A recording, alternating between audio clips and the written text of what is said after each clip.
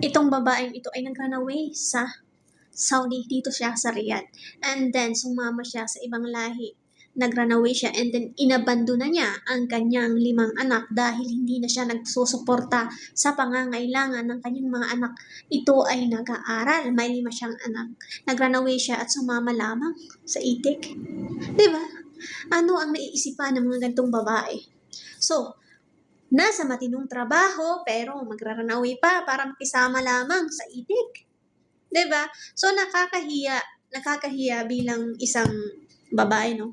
Pumunta ka sa abroad para sa iyong mga anak. Ngayon hinahanap siya ng kanyang mga anak kung nasaan na daw ba 'to kasi nga hindi na nagpaparamdam.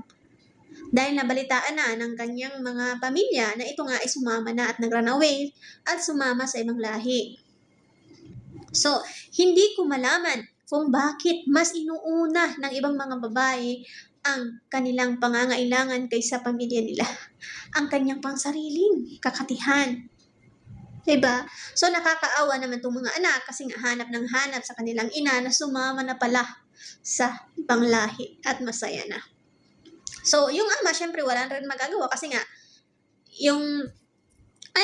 wala rin siyang alam kung anong gagawin niya. So, nagre-request nga ito na sana ma-deport na lang itong babae at may uwi na sa Pilipinas. Kasi nga, nag-run away siya and then sumama siya doon sa ibang lahi.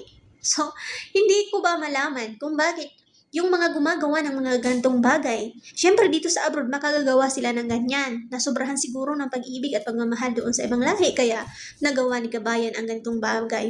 Ngunit hindi niya na naisip ang kanyang anak na nag-aantay sa Pilipinas. Dahil lang mas pinili niya yung tukso. So, nakakaawa ang ganitong bagay, lalong-lalo na kung abroad tayo, syempre uuwi at uuwi pa rin tayo ng Pilipinas. So, hindi natin madadala yung ibang lahi mo, hindi mo yan madadala doon sa Pilipinas. So, anong naisipan nyo? Yan ay pansamantalang, kakatihan lamang yan. 'Di ba? So, wag natin sisirain ang kanilang, wag mong sirain ang inyong buhay dahil lang sa ganyan. Pumunta ka ng abroad para sa iyong pamilya, hindi para sa lalaki.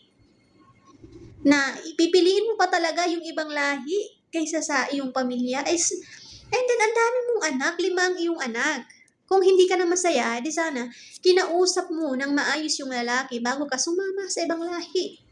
Hindi yung tago kayo ng tago, run away ka pa, pag mahuli ka ng pulis, mahuli ka pa rin. Tsaka wala kang tataguan kasi illegal ka.